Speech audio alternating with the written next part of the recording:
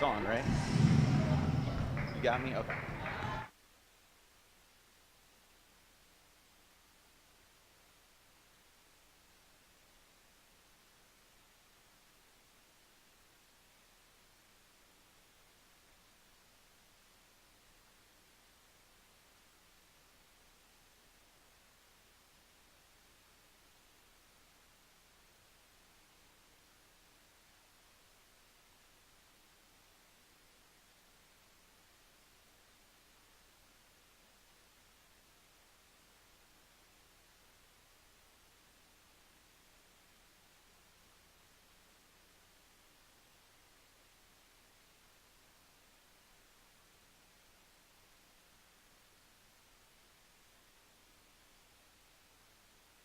Live from the Clark Athletic Center on the campus of UMass Boston, it's time for Beacons women's basketball. This afternoon, UMass Boston plays host to Plymouth State, and it's next on the Beacons Broadcast Network.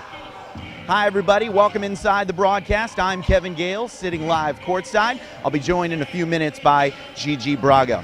There is some history on the line in this UMass Boston game today, as third-year head coach Christina Baugh chases her first 20-win season. That's not just for this UMass Boston women's basketball program. It's also for the third-year head coach who told me earlier this week never at any level as a head coach or assistant has she reached that 20-win mark.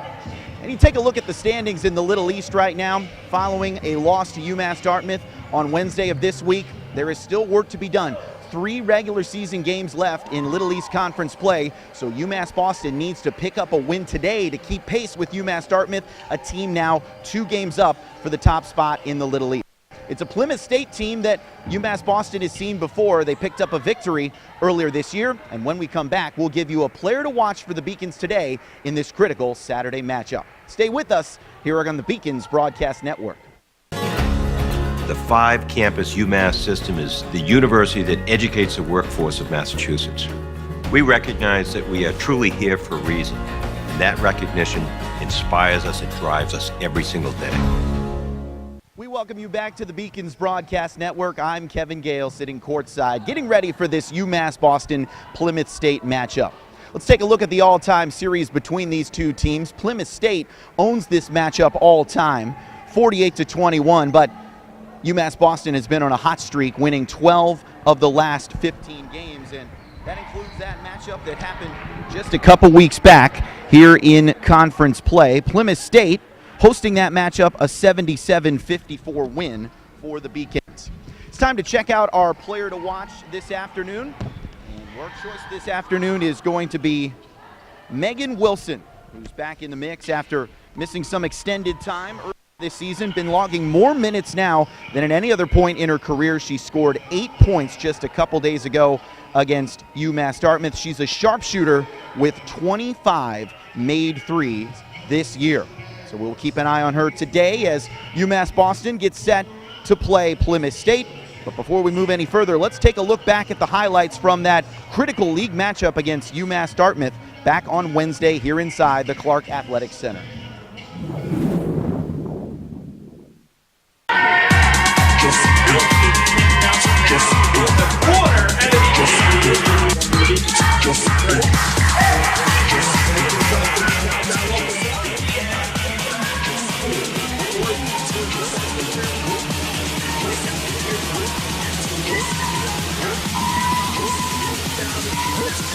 Kid, you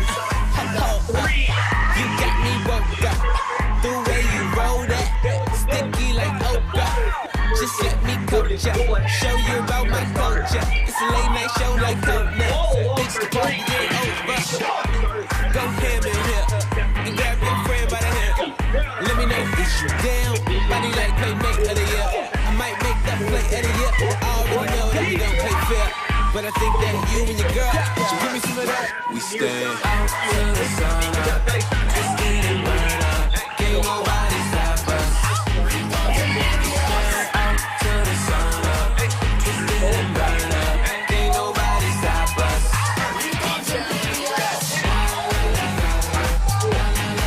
Give me some of that. Give me some of that. Give me some of that.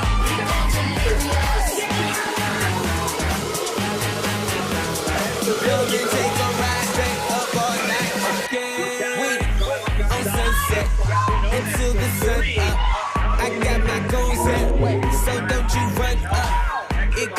ugly.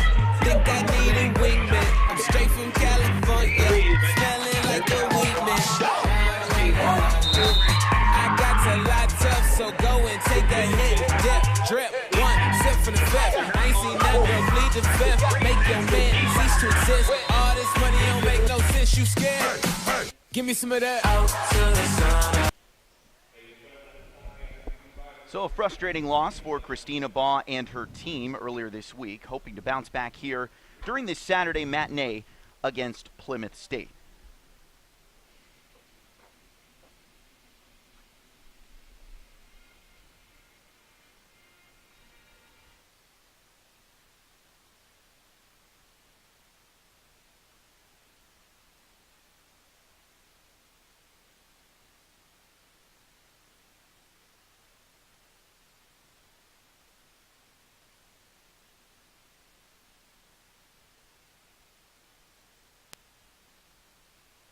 My name is Joey Grassi. I'm a freshman. I'm a forward, and I'm from Plymouth, Mass.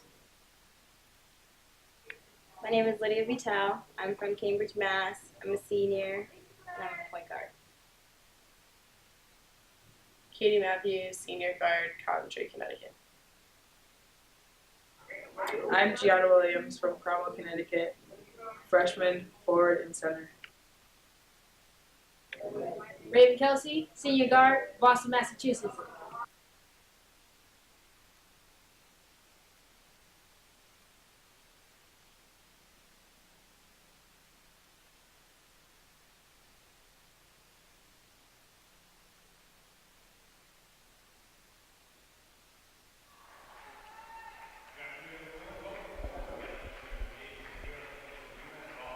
So now it's time to get ready for this matchup between UMass Boston and Plymouth State. I'm Kevin Gale, joined by Gigi Braga. And Gigi, let's take a look at this starting lineup this afternoon for third-year head coach Christina Baugh. One of the better rebounding teams in the conference this year, and they're going with a relatively large lineup against a Plymouth State team that's just 2-9 in the Little East Conference this year. Yeah, when you get players like Joey Grassi and Gianna Williams, and as well as Raven Kelsey, who are just, rebounding machines. They're tall. Lydia Vital doesn't get that many rebounds, but she's kind of like their driving force in their offense. But Joey Grassi is one of the top leaders in this conference in rebounds per game. Gianna Williams doesn't get much time. This is probably one of her either second or third start of the season, I do believe. So great for her to get her confidence boost up there. On the other side, Plymouth State is looking to snap a 6-game road losing streak this afternoon. The Panthers are 2-8 on the road this season, and as we were talking about earlier, they're running into a UMass Boston squad that felt frustrated after that loss to UMass Dartmouth. Christina Baugh told me earlier this week she felt like the Beacons won that game of effort 35 minutes in, and it was really the last 5 minutes that made all the difference and helped UMass Dartmouth pull away. And they did. Obviously, UMass Boston had a great effort. Joey Grassi had an amazing game that game. But obviously, you don't want to lose to a UMass Dartmouth team when you went to UMass Dartmouth. You lost to them by 30. They came back on your home court. That was the Beacons' first loss here at home this season, and that kind of guaranteed them that they wouldn't get first place in the Little East Conference, at least for this year. So definitely a heartfelt loss there for Coach Baugh and the Beacons, but they're definitely looking to rebound here against this Plymouth State team who, by their record, doesn't seem like they could pull off this upset today for the Beacons. And this is a Plymouth State team that, despite some struggles this year, has done well from the free throw line. In fact, the best shooting team from the charity stripe in the Little East this year. So no cheap fouls for the Beacons today. Otherwise, Plymouth State will certainly make them pay. So, team from New Hampshire makes the trip down to Boston, Massachusetts, and we're all set to go. First of 4 quarters coming up right now.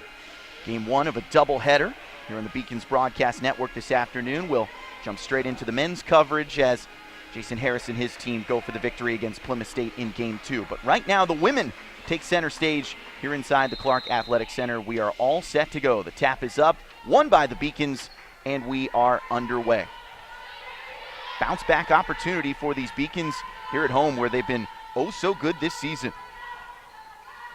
In the paint, high percentage shot. That one clanks off the iron and cleared down by Plymouth State. Up ahead it goes, a long heave, but that's poked out of bounds. Jess Conant couldn't track it down. And something you expect to see here, Kevin, or at least I expect to see here, is the Beacons kind of pushing their offense at a little bit of a higher pace than they started the game off. players like Lydia Vito who can run this floor like no one ever has. And they're known for their high octane offense. Another step-in shot, no good off the mark for Raven Kelsey. Boston native missed the mid-range jumper. And that was something that Christina Ball was talking about earlier this week. Playing with that high energy, trying to match the enthusiasm of a team looking for the upset bid on the road as that 3-ball was drained by Brittany Roach. And sophomore from Londonderry, New Hampshire. Plymouth State not really known for shooting all that many 3-pointers, unlike the Beacons, who they're known. Joey Grassi, Katie Matthew, even Raven Kelsey. As you see, Katie Matthew taking a 3 there off the mark. But Plymouth State not known for shooting 3s. That's actually, I'm a little surprised that they came off so quickly here in the first quarter. And they'd like to get Katie Matthew open a little bit more. She was red hot in the last game against UMass Dartmouth. Made 6 of her 10 shots from the floor. A little bit of chaos underneath here. Plymouth State comes away with it. Or did they? Looks like a player stepped on the baseline. Deborah Morrill, the guilty party. That'll be a turnover back to the Beacons. UMass Boston 19-3 overall this year. A landmark victory up for grabs today, but Gigi, this won't surprise you. The head coach said, nah, we don't look at stuff like that. We take it one game at a time. Yes, the ultimate cliche. That is her phrase. Coach Ball, every time she does an interview with Seth Orensky or whoever it may be, always says one game at a time. Long 3-ball off the mark for Lydia Vital and comes right back to her hands. So a fresh shot clock here. 3-0 the score in the early going. Nice feed inside, poked away though, off the hands of Raven Kelsey. Now, Kevin, I don't know if it might be like a Saturday morning thing or if it's because it's early in the day. It's a little hot out that no one's really expecting that to be the weather today. But it seems like the Beacons and even Plymouth State are kind of moving a little bit at slow motion. And we're getting an idea of how Plymouth State is going to attack this large rebounding crew of UMass Boston. They're going to shoot from range. By the way, I laugh. It's 49 degrees. I guess we call that hot here in Boston. As a California native, oh yeah, here in Boston. I'm wearing a scarf into the gym today. Especially in February, 49 degrees is beautiful. I mean, you wearing shorts and a t-shirt outside when we've had days that it's been, negative 20 with the wind chill. This is definitely summer weather. Inbound pass went to Matthew. Deferred to the right side, back to her at the top. Working around. It's not a shot that they want Kelsey taking, so she gives it off to Vital. Long 3. That's a splash. Beacons on the board for the first time. And that's something the Beacons want Joey Grassi to get that open look time and time and again. If she sets her feet and that ball's flying, it'll probably end up in the back of the net. Right back at the Beacons. Brittany Roche. 5-3 on the scoreboard, and talking with Christina Baugh earlier this week about some of these outside shooters for the Beacons. This team heats up. They can really go on a run. So far, a little icy in the early going. Court baseline drive, and that's a nice finish off the window for Jess Connon. Now the Beacons defense, they're just kind of collapsing a little bit. I don't know if they maybe expected her to get the pass, and see Raven Kelsey took down there a Panther. Cassidy Emerson got the worst of that one. No call, though. Raven Kelsey using her size and strength to clear some space. Now she's got it, working the baseline. Good give to Gianna Williams. And something, especially when you put Shania Osborne in the lineup, who has been playing in the starting lineup for the past couple of games this year. They're ready to check into the game. But when you put Shania Osborne, who has she's such a big presence in the paint, you get her, Gianna Williams. I don't really think that this Plymouth State team can match up size-wise to the Beacons. And a quick turnover there puts it back in the hands of UMass Boston. Talking a little bit about some of that size in the starting lineup this afternoon. Shania Osborne, 6 feet tall, just a freshman. She may still have some growing to do, and head coach Christina Baugh said she could be all league in the Little East someday if she continues to work on her conditioning. And Joey Grassi, that's too easy on the give and go. Absolutely, and she takes advantage of that. She takes advantage of any breaks in any defense, really, and she can hit that outside shot, and she can also hit the points in the paint. And there you see Osborne with the active hands along the baseline. I do agree with you, Kevin, though. Shania Osborne has potential to be such a great player. She wears that knee brace over there on her right knee. She dealt with an ACL injury coming out of high school, but if she works on her conditioning and her fitness, she can definitely be an amazing basketball player. Long range 2, that rattles out. Loose ball. Beacons can't recover. Deborah Morrill lays it in. And Morrill's such a quick player. She kind of reminds me a little bit of Vital, who she knows when to step in, when to get that steal, and just a perfect opportunity there. Caught Megan Dixon slipping. Morrill does most of her best work off the ball. Assist leader for this team. Hoop and harm underneath. Shania Osborne right on cue. And to your point, Gigi, about that conditioning, one of the things that this UMass Boston team's been running into in recent weeks with 13 freshmen is some tired legs. You know, for a lot of these young women, this is the first time they've played NCAA basketball, and you can attest to this as a college athlete. That long season really does start to catch up with you, especially in hoops in late February. It absolutely does. And, you know, when you started off the season in November, December, it was kind of just high-paced offense, and you're running up and down, and you're feeling it. And then now you get into February, and it's starting to get a little closer to playoff season where it matters, but your legs do start to get tired. Your body's starting to take a toll on you, and you can't really afford to take that many days off. And all of a sudden, the jumpers just aren't falling for Plymouth State. Afraid to go into the trees against UMass Boston. There's a drive by Osborne. It looks like she draws the foul. I really thought she was going to get called for the charge there on that one. She didn't really have possession of the ball there and kind of just ran into a Panther in the paint. Timeout on the floor. Beacons leading 10-9 with 4:56 to go in the opening quarter. This is the Beacons Broadcast Network. Paris changed my life, and I got there through UMass. Those very specific seminal moments in Paris, the subway. A man in a tuxedo walked in, and a woman in a long gown. And it was stunning. It all hit me. It was like a lightning bolt. There was this world of beauty and style that I wanted to be a part of. That was the beginning of the journey. And that all came through the University of Massachusetts. And that was really a key moment for me. That's one of those moments you never forget.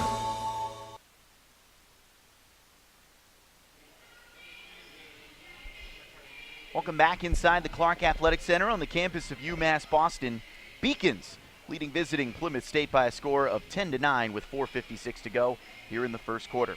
I'm Kevin Gale, joined by Gigi Braga. And Gigi, it certainly seems like UMass Boston weathered the early storm, a Plymouth State team that came out with a little bit more pep in their step, drained a couple shots, and now they're working that size inside UMass Boston to its advantage. I think the first couple of minutes of that quarter was kind of just for each team to settle in a little bit, kind of figure out what defense, if they're playing man, if they're playing zone, kind of figure out how they're going to attack each other. The Beacons have figured out that they need to go big. They need to use their size, their advantage that they have down in the paint to attack this Panther team. And this Panther team knows that they might be able to possibly outrun some of their players, especially some of their bigs, with players like Joey Grassi and Shania Osborne. And Plymouth State they have to start attacking. They have to start hitting the mid-range jumpers, which they're very known for.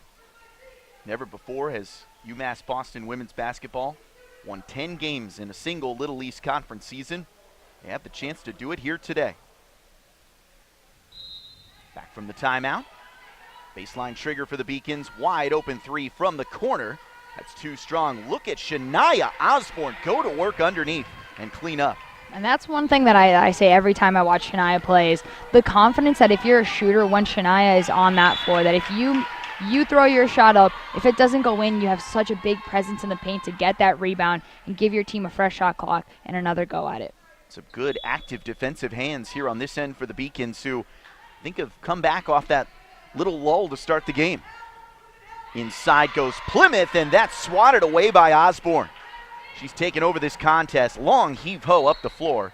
A little bit too much to ask for Katie Matthew.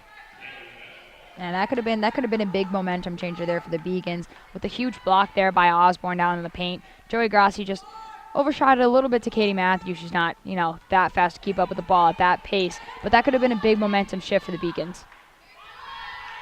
UMass Boston looking for the sweep of Plymouth State.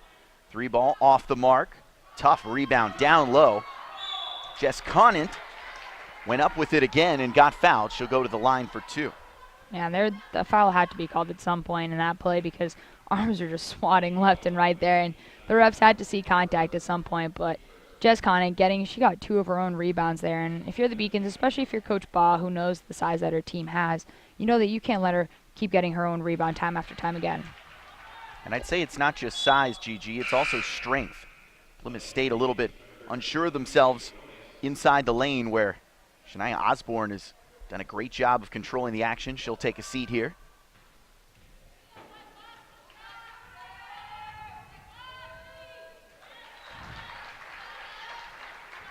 12-11 the score here, 4:17 to go in the opening quarter.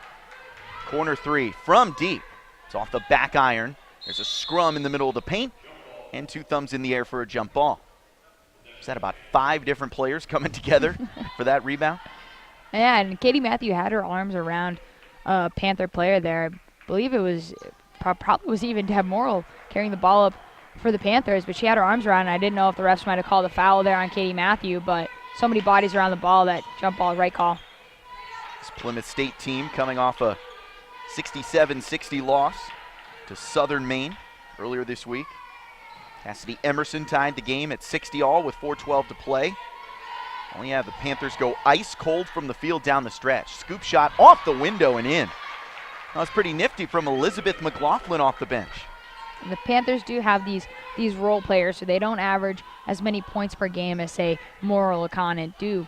But they're those players that they average, your 9-10 points a game, that when you need them to come up big, they do. Inside, easy finish. Joey Grassi, the 6-foot freshman. If you're going to give her that kind of space, she's going to make you pay. Yeah, the Beacon's going a little bit smaller here now that they replaced Shania Osborne with Lisa Quinones. So look for them to get a couple more shots outside from a mid-range jumper, as you see the Panthers execute perfectly there. Brittany Roche looking a little bit like Sean Marion with that wrist flick from the chest. Hey, as long as it works.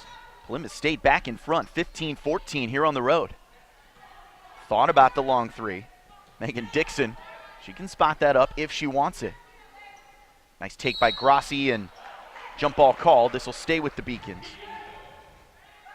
Gave her a little head and shoulder look.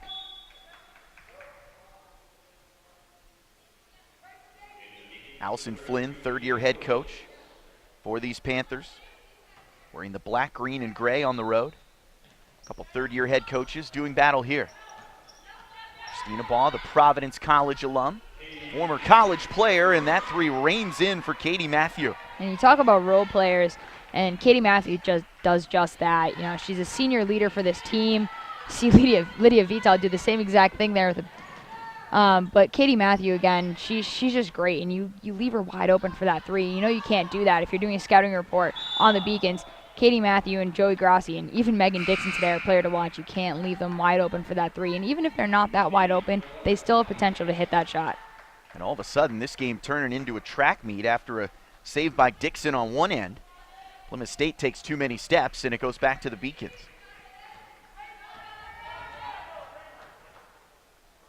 Christina Baugh, a former point guard in her own regard at the college level. I asked her, what kind of a player were you?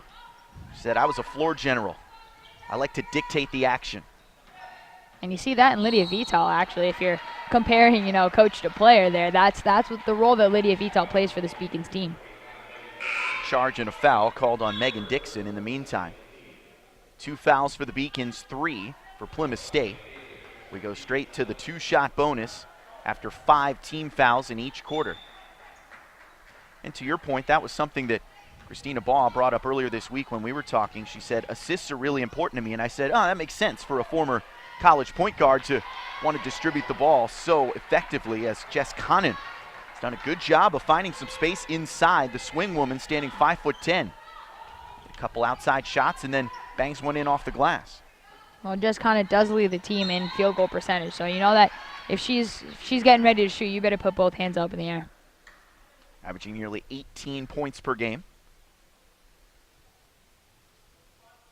Pass was batted out of bounds by Plymouth State. Inbound comes from Katie Matthew. Shot clock at 14 here. Very rarely has the shot clock even come into effect in this game. A lot of quick possessions on both ends. Thinking about the three, Gianna Williams defers. Top side, off the mark for Matthew. Another scrum for the basketball. Beacons getting some floor burn, and we'll have another jump ball. I think that's something Coach Baugh definitely wants to see out of her team, as they executed it perfectly against UMass Dartmouth, is just that hustle that they get, that grit of, getting on the floor and getting those balls and all those loose ball calls. And, if it's a jump ball, even if it's not your possession, the next one will be. And you just want to see a hustle out of your team if you're a coach. She can keep those legs so fresh and maintain that hustle because, boy, Gigi, this team can go about, 14, 15 players deep this year?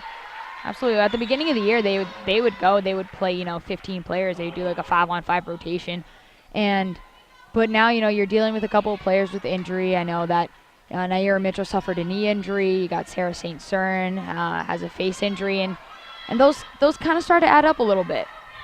After a bucket by Brittany Roach, Plymouth State has another offensive possession and a 2-point lead. Clock running down with 40 seconds left in the first quarter, and it's an easy finish for Elizabeth McLaughlin, the Melvin Village, New Hampshire native.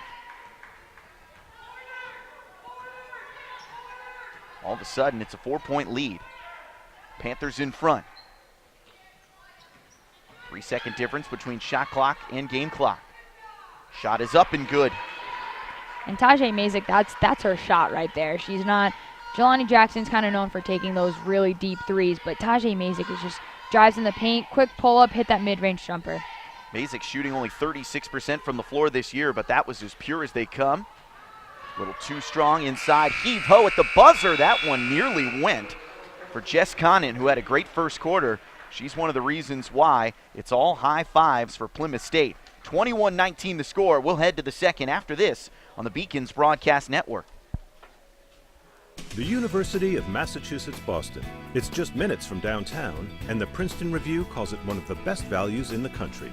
A nationally recognized institution of academic excellence and research, UMass Boston offers more than 150 undergraduate and graduate programs, 16 Division III sports, and more than 100 student organizations.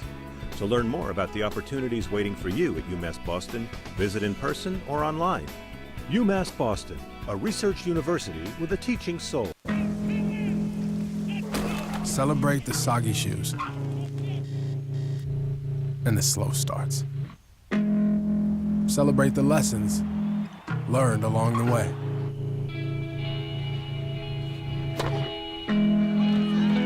These are the wins. Not the shiny nail-biting kind. These are the last a lifetime kind.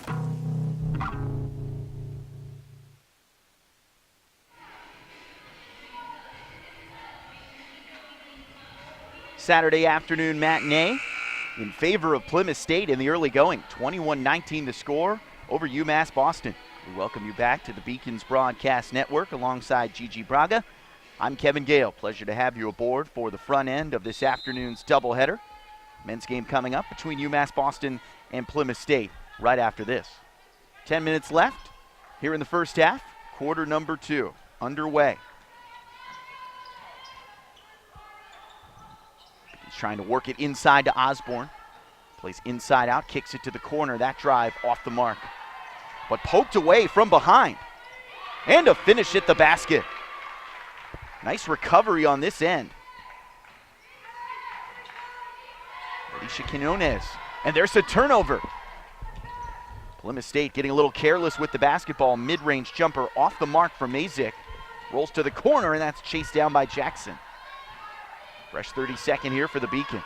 21 all the score. Trying to work it to Osborne down low. Poked out of bounds by Plymouth State. And you see the Beacons coming out here in this second quarter here, Kevin, and they're coming up with a little bit more of high intensity and high pace, and I'm sure Coach Baugh kind of told them a little bit like, hey, we got that first quarter, the first 10 minutes out of the way. Let's snap back into this and let's play some basketball. Neither team looked particularly settled in the first quarter, especially in the closing minutes. Turned into a back and forth track meet. Quite a few turnovers as Osborne bullies her way underneath. Get out of my way. 23-21, Beacons back in front. And I mentioned this time in and time out again. Shania Osborne with such a big presence in the paint, and that's exactly what she'll do to you. Looking for that bounce pass down low. Once again, we've got a scrum in the lane, and the possession arrow points to Plymouth State. Boy, Osborne has been so sharp. I don't think she's taken a shot from outside 6 or 7 feet, and why would she? She's getting what she wants down low. That one pulled away by Plymouth State. Cassidy Emerson, her pass deflected, and this will stay with the Panthers. 25 seconds here on the shot clock. Emerson, one of the best rebounders for Plymouth State, grabbing 7.5 boards per game. Do you want the stats?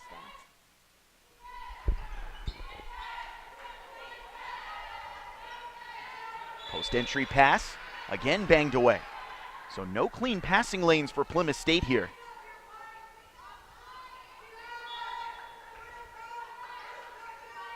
.16 seconds on the shot clock. 8:22 to go here in the second quarter. Plymouth State trying to find some answers inside, and there was a foul on the drive.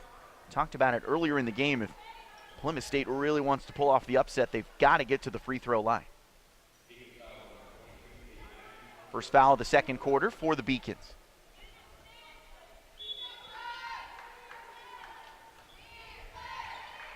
Plymouth State only shooting 20% from three. Focus more on the mid-range game. Another fresh shot clock here. Christina Bosch shouting to her defense as, boy, there was a lot of hard contact as the bodies hit the floor here. And yeah, you see Katie Matthew, and can't really pick and point out which one of the Panthers it was, but Katie Matthew immediately went down after that play. And honestly, I thought she kind of ran into Shania Osborne there setting a pick, and that's how she went down, but I think it might have been a little bit some head-to-head contact. Second foul charged on the Beacons as, yeah, I think Shania Osborne took out one of her own teammates. First shot pure for McLaughlin. She's got 5 points. 2 of 5 shooting from the floor thus far.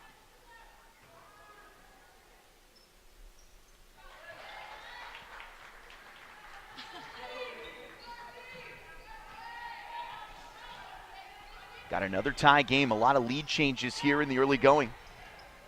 Nearly a walk there by Quinones. And this will stay with the Beacons down on this end.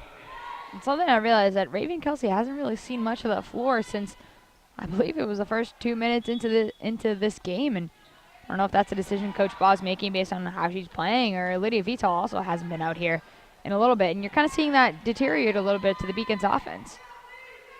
Jelani Jackson missed the triple. More hard contact. Quinones went to the floor, and she got fouled in the act.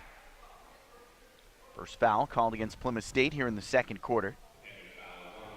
It's not a game for the faint of heart, Gigi. A lot of contact. Absolutely, and well, basketball is a contact sport, you know, Kevin, and you can't. I'm not sure that's how Dr. Naismith designed it, but that's what it's become. And you know, you love to see it and you hate to see it at the same time. You don't want those games where the refs just blow their whistle with anything that happens, but at the same time, they have to control the game here and there.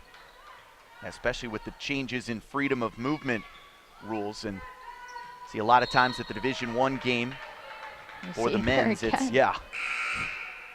I guess you can blame that on the hustle. You can blame some of it on the hustle, where players just want the ball, they want possession of it. It is a tie game, where 7 minutes left here in this first half, and you know, you can't blame both teams for trying to get a little bit ahead. Feels like a well-officiated game thus far, letting some things go, because boy, the fouls could really pile up if they start letting this get ticky-tacky. Runner in the lane, no good. Taji Mazik missed short of the rim, and it's like Christina Baugh will go back to some size here as Raven Kelsey, the senior from Boston, checks in. Megan Dixon. Mazik, who's about 5 inches shorter. Yeah, when we talk about, you know, Megan Dixon being our player to watch and see how she's so lethal from the three-point line, but we haven't really seen her let go of a couple of shots, and she has missed a couple of games coming back from this second semester, and she's kind of starting to get her minutes back into these games. You see Joey Grassi there with a beautiful steal, but getting Megan Dixon's confidence back up is definitely something Coach Baugh is going to want to do. I thought it was going to be a little bit of a curse there. She was going to hit that shot. Home run pass all the way up the floor, too deep underneath the hoop for McLaughlin to finish. Up comes UMass Boston. Jackson running the break. Dixon thought about it. Left-hand dribble here. Kelsey out of bounds. It'll stay right here with UMass Boston as Lydia Vital checks back in.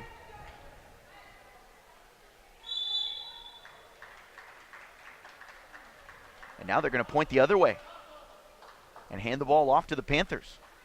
Not sure if that was a change in decision about who last touched it, but this game is still tied 23-all, and Plymouth State carry it back up the floor with a little more than 6.5 to go here in the opening half. The Beacons kind of starting a little bit some half-court press here, maybe trying to get the Panthers to turn the ball over and almost had it right there.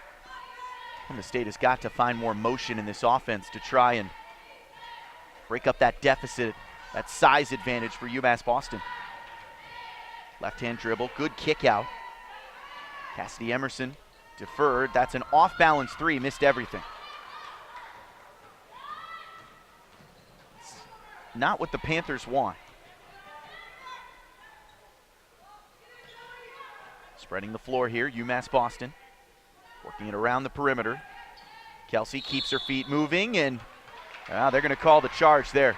And that's sometimes, you talk about the height and how much of an advantage it is. And, you know, speaking from a short person's, you know, point of view here, that sometimes the height can be a disadvantage. We see there in Raven Kelsey, and, you know, she didn't want to get called for that charging foul. She just wanted to go straight to the hoop. But when you got a player that's so much smaller than you, it's so much easier for them to go down. And her size there just not helping her out. Take it from a tall person, at least you're comfy on an airplane. That pass batted away. Spiraling out of bounds went Jackson, and up come the Beacons. Dixon trying to heat up. Swings it back to the top. To the corner it goes. 3-ball good for Raven Kelsey. I think Coach Baugh's a little okay with that, with her getting called for that charge there, but she answers right back and hits that three. Back in front go the Beacons. Plymouth State looking for an answer. Kelsey pulls it down. She's running right down Broadway. How far will she go? Pulls up at the free throw line. Vital gives it back to her. Heat check. I talk about that, huh? How about that? Beacons haven't, I think they only had 2 threes, and one to Joey Grassi and one to Katie Matthew in this game. And Raven Kelsey just doubled both of that in the last minute. The second team all-conference player has scored 6 in a row. Entered this game on a cold shooting streak. She had been 3 of her last 18, and she's calling for it in the left corner again. Instead, Dixon reins it in.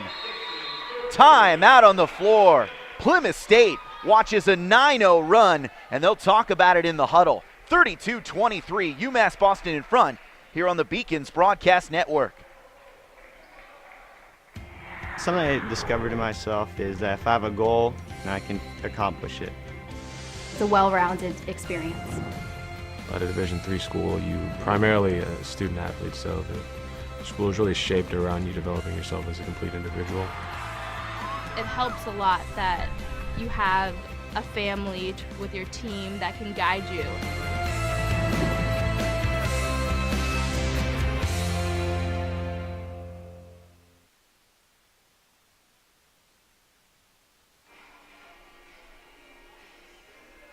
A 9-0 run for the Beacons puts UMass Boston in front by its largest lead of the day, 32-23. We welcome you back to the Beacons Broadcast Network. I'm Kevin Gale, joined by Gigi Braga. And Gigi, we talked about that size advantage early and often for UMass Boston. And if they start stepping out and hitting threes, this could turn into a runaway. Yeah, you can't blame Coach Allison Flynn for Plymouth State for calling that timeout there. The Beacons just came back and went on a 9-0 run, and they just hit 3 back-to-back threes at that point in less than, I believe it was in less than 2 minutes, and their offense is starting to kind of get into the rhythm and the groove of things, and that's exactly what Coach Baugh wants to see from her team. Feed it inside to the post, get your points in the paint, get them to collapse in their defense, kick it out, and get your shooters to start getting red hot. What kind of belief is there for Plymouth State? This is a team that has lost 7 of its last 8, had a chance to win at Southern Maine earlier this week, but faded down the stretch, and like you were saying, Allison Flynn in her huddle has got to keep the belief alive. Plymouth State jumped out to an early advantage. They've led this game by as many as 4, but all of a sudden those high percentage shots inside just aren't rolling in. Yeah, and if you're Plymouth State, you need to start playing lockdown defense, because you're going to have to keep this game close to the Beacons. This isn't a game as Raven Kelsey shoots up another 3, but this isn't a game for Plymouth State that they're going to win by 20 or 10 or 15 points even. It's going to be a close matchup. So they have to start playing really lockdown D as Megan Dixon hits another 3. Oh, it's raining threes all of a sudden here in the Clark Athletic Center. Largest lead of the game, it's a dozen for UMass Boston. Nice head and shoulder fake and then a drive on the baseline. Veronica Daniels. Veronica spelled with a Y. Don't see that very often, do you? Yeah, how about that? Played at Concord High School along with her Plymouth State teammates Deborah Morrill and Cassidy Emerson as, it just keeps raining in on this end. Megan Dixon already has 9 points, and they all came within the span of 2 minutes, and how about that for the freshman? Plymouth State says, anything you can do, not this time. And Megan Dixon, our player to watch before the game. Credit to our production team for picking that name. One of the red-hot shooters on this floor this afternoon is Vital nearly picked a pocket from the backside. Nice bounce pass down low. Backdoor, get that out of here. Joey Grassi just palmed that ball out of the air like Bill Russell. Wow, and Joey Grassi just, once again, the size, 6-foot-tall freshman, and she's just using that to her advantage. Great block. Then off a nifty feed from Kelsey, she got turned away down low. She still got a smile on her face. I think she impressed herself and then picked that pocket as well. Nearly pulled away by UMass Boston, and they're flexing their muscle now. The bench is alive, clapping up the defense. Reserve players in street clothes on their feet. They're loving what they're seeing. Off-balance shot. Over the back went Kelsey, but this will stay with Plymouth State. And this Beacons offense is just starting to get red hot. And I mean, they're up right now by 15. So when you're a team like that, you can let loose a little bit. And you can, start to play a little bit more nitty-gritty defense. And you can risk to take those shots that you normally wouldn't take on offense if you're, only up by 2 or even if you're down. So Beacon's letting loose a little bit and kind of enjoying playing this basketball game right now. I think they've been having a lot of fun this year. They've been working hard, posted a 19-3 record. They have a chance to win more games in a regular season than any other UMass Boston women's basketball team in history. And you can see that passion and that enthusiasm here today as there's a 5-second call, and all of a sudden Plymouth State is turning the ball over too much. And I talked about Plymouth State needing to play lockdown defense if they want any chance at winning this game. And you see the Beacons just doing that right there. And I believe, I don't know who it was who was taking that ball in bounce there, but just lost track of time. And you could see that she was looking for someone to find. No one was just open. Great defense by the Beacons. Will the Beacons keep shooting from range? Second best team in the Little East, shooting from downtown. They'll hold on to it here with exactly 2 minutes to go here in the second quarter. 38-23 the score. Biggest lead of the game for UMass Boston. Wide open triple. Rebound pulled away, and Matthew has it again. Holding high at the wing. Skip pass all the way to the corner. Pop back into the hands of Matthew. Look at this quick strike offense for UMass Boston. Plymouth State trying to play catch up. That, if I'm the refs there, that definitely should have been a foul in my book there. Alicia Quinones just gets pummeled by a Panther who's got at least 3 inches on her. Once again, only 3 fouls called against the Beacons here in the second quarter, 1 against Plymouth State. They're letting them settle it on the floor.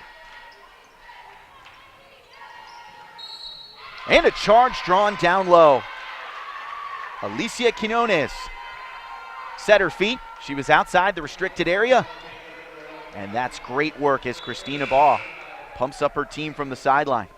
I believe it was Cassidy Emerson on the other side there who just got called with that charging foul, who did pummel Alicia Quinones the play right before that. And I think she was just kind of saying, hey, you want to get a foul on me? I'm going to get a foul on you too.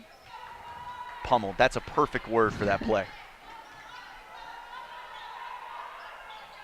15-point lead for the Beacons, looking for more before the intermission. Trying to work it to Osborne inside. Plymouth State read that like a book. Back come the Panthers. First call for Emily Brochu, wearing number 14. Running the baseline. Plymouth State going with a smaller lineup here. Another pass deflected. UMass Boston has just been the more active team here in the second quarter, and it's starting to show with that double-digit lead.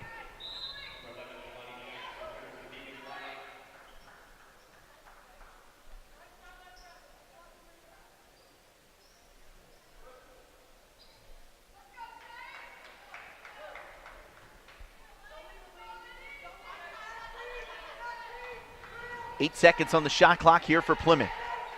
50 seconds on the game clock. Time running out. Bounce pass. Impossible angle underneath. Nothing there. Deborah Morrill tried everything.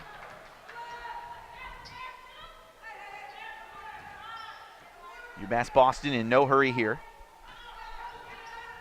17 seconds on the shot clock, about 13-second differential from the game clock. Look at the bounce pass, down low. Wide open, Shania Osborne, the freshman from Fairfield, Connecticut. Been outstanding working in the paint. 3 for 3 from the floor. She's got 7 points. Just the ball movement by the Beacons in this quarter alone it's been impeccable.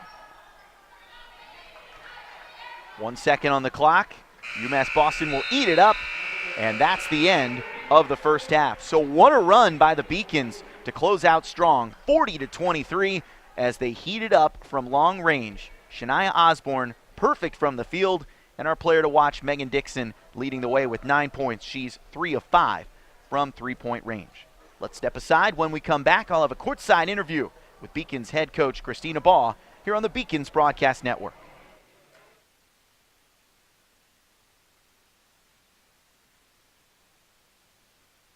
Beacons on the track, Beacons on the track. My name is Tyler Hart. Beacons on the track. Be on the track. Beacons on the track, Beacons on the track. We graduate 17,000 students every year, and the vast majority of them stay in Massachusetts. We have over 280,000 graduates in Massachusetts today. We graduate people in critical fields, engineering, STEM fields. We graduate people with research experience where they can start their own companies. It is amazing to see what UMass graduates accomplish once they leave the university. I remember vividly my own graduation from UMass. It was a beautiful day. It was perfect weather. I remember the pride that my mother and father felt. I could see it in their eyes. Here it is, 30 years later, I get an opportunity to preside over UMass commencement. It is so moving and inspiring for me to think this is what it's for. Here we are, we have these graduates that we're going to unleash on the world, ready to take on the world, happy about the accomplishment, but also hopeful about the future. It's hard not to get emotional at a UMass graduation. You see that UMass is here for the Commonwealth, here for a reason. Beacons on the track, Beacons on the track. My name is Tyler Hart. Beacons on the track. Being on the track and field team here is greatest decisions I've made besides coming to UMass Boston. When you train together in that sort of intensity, you build a sort of a bond with people who are training with you. You know, it's like a higher level of friendship. It's like teammates, it's just a different level. My freshman year, I got a Rookie Athlete of the Year. Outdoor for my sophomore year, I was the first time I went to nationals. When I jump, it's a little difficult considering I have hereditary disorder known as amblyopia. There we go. It's pretty much just a partial blindness in the left eye. The best way to describe it is if you have decent prescriptions for contact lenses, you take one of the lenses out, and then you put your hand over the eye with that lens. That's my vision. I rely more on my steps as opposed to my visual perception of how far away the bar is. And since I can't see out of my left eye, I have to sit on the far left-hand side of the class. Hopefully coach for a few years, and coach some high school kids, maybe even coach on a college level as like an assistant coach. Welcome back to the Beacons Broadcast Network, where UMass Boston has a 40-23 halftime lead over Plymouth State. I'm Kevin Gale, standing courtside with Beacons head coach Christina Baugh. And earlier this week, you were telling me that Shania Osborne has an opportunity to be an all-conference player in this league someday. She was really good in the paint in the first half with 9 points to lead the way. Yeah, we've got to get that kid more touches. Definitely a big goal of ours. I think she's got to average 12 to 14 shots a game because you really just can't stop her with her size, and she's got great hands. So I'm not sure how many she took. Got her at 4 shots, so we got a little bit of work to do in that area because she's shooting 75% from the floor. We were talking at the end of the first half about how exciting it was to see all those threes rain in. Megan Dixon has 9 points as well. But first thing you said when you came over to me was, we're taking too many threes. Yeah, I don't want us to get accustomed to living and dying off the three, and we did that in our last game versus Dartmouth. We took 26. So it's great that they're coming in. They're going in a little bit more today, but we've got to defend a little bit better like we did in the second quarter, and we've got to come out with a lot more energy in the second half. All right, thanks so much for your time. Good luck. Thank you. That's Christina Baugh, head coach of the UMass Beacons. Stay with us. We'll be back with the second half here on the Beacons Broadcast Network. We graduate 17,000 students every year, and the vast majority of them stay in Massachusetts. We have over 280,000 graduates in Massachusetts today. We graduate people in critical fields, engineering, STEM fields. We graduate people with research experience where they can start their own companies. It is amazing to see what UMass graduates accomplish once they leave the university.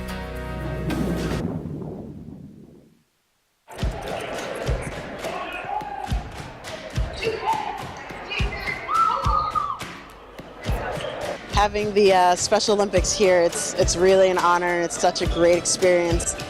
I've been here for the past 2 years, so actually I've been here for the past 4, but the past 2 years that we've been doing it, it's been such a great experience. We help out with the team, we become part of the team. Hockey joins up and they get so into it. We make friends. We've got one girl, Cookie, here. She helps us out every single time. Really brings all of the other teams together along with the Special Olympics teams, and they really get a second home here at UMass Boston.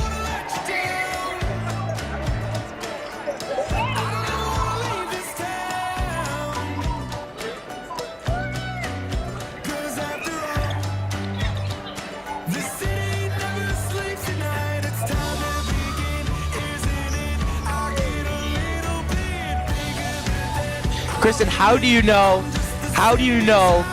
Cookies? Cookie and I go way back. When did we meet? My freshman year. So that was like 4 years ago or 3 years ago. And you were here at the Special Olympics? Yeah. Yeah. And you were playing basketball? Yes. And I got some shots in. And I am married to Michael Jordan. All right, well, Cookies, we heard that you have some quality dance moves. Can you show us some dance moves on camera right now? All right, can we see it? All right, let's see what you got. All right.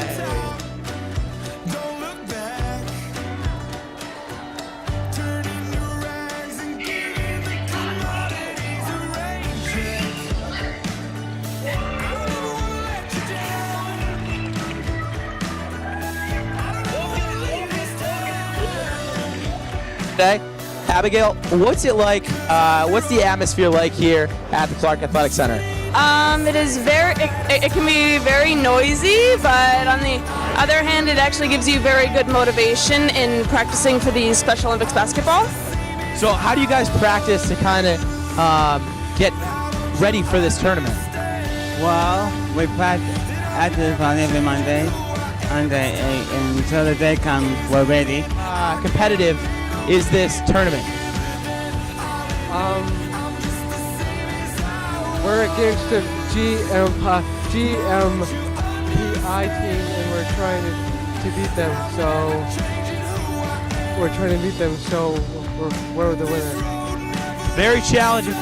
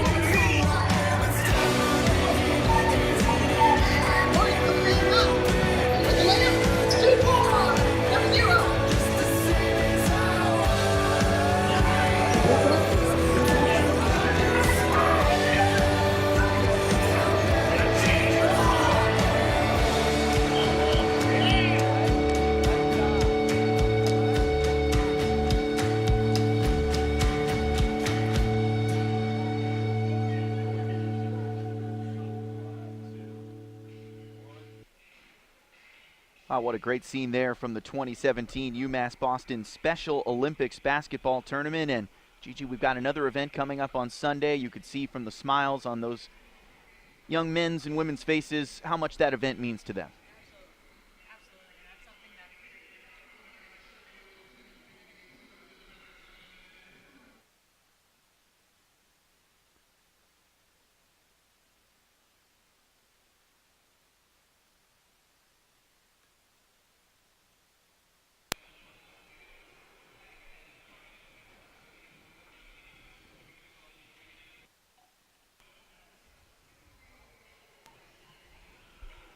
All right, we apologize for that technical difficulty. We've got another Special Olympics basketball tournament coming up on Sunday, and boy, you watched that video, and you were cheering right along. Yeah, absolutely. And I was saw some familiar faces. Yeah, I was there last year. I was a referee for these games, and us as a athletic community here at UMass Boston, we love doing that. We do it every year. Last year was on Super Bowl Sunday. This year it's going to be tomorrow from 12 to 6, and that's just something that we love as athletes here, to be able to communicate with all these other communities here in Boston, and the kids love it as well. And it's a great time overall. And now we'll transition and take a look at some of those halftime team stats for both UMass Boston and Plymouth State. One of the things that Christina Baugh told me right before we came on camera was she was a little bit disappointed with the slow start in the first half, but I think it's clear that down the stretch, Gigi, the Beacons came alive, and despite the fact that Christina said, hey, I think they took too many threes, that high percentage from range, 7 for 16 was the difference and opened up this double-digit lead. Yeah, and I mean, she has the right to, complain about whatever that she may feel, but if you look at these stats, they're not that bad for UMass Boston. They're out shooting. Their field goal percentage and their three-point percentage is ecstatic compared to the Panthers. And if you look at, I know she was upset about their turnover margin, but both teams are even at 10 apiece. You look at the assists, UMass Boston with 13 assists, Plymouth State only with 4. And you look at that, and Deborah Morrill, who leads the conference in assists per game with 5, I don't even know if she had 1 in this first, you see there, she had 2 assists in this first half here. But Plymouth State they got to play a little bit better, and it's not just their defense, but it's their ability to convert on the transition. They need to start scoring more points in transition if they're going to look for a way out of this deficit. Few too many turnovers on each end, 10 for both squad. Osborne really stands out there, not just the 9 points along with Dixon, but 2 big blocks in the lane. Yeah, and Shania Osborne, and Coach Ball will say it time in and time out again, that was a huge pickup for her in the recruiting process, and she's grateful that Shania chose to come play here at UMass Boston, and she's doing great things for this program, along with the other 12 incoming freshmen that Coach Ball has brought into this program. She's kind of rebuilding it back up from the bottom up, and having this great, tremendous first year for these freshmen is just going to give them something to look forward to in their sophomore, junior, and senior year. For them to think back, hey, remember freshman year when we did this, and that, when we won 20 games, when we made it to playoffs and all this kind of stuff. And to have that foundation being built with these freshmen now and having a great year, it's just success from here on out. 2 freshmen leading the scoring, 9 points each for Osborne and Dixon, 40-23 the score. Beacons in front of Plymouth State. And now let's take a look back at the first half highlights.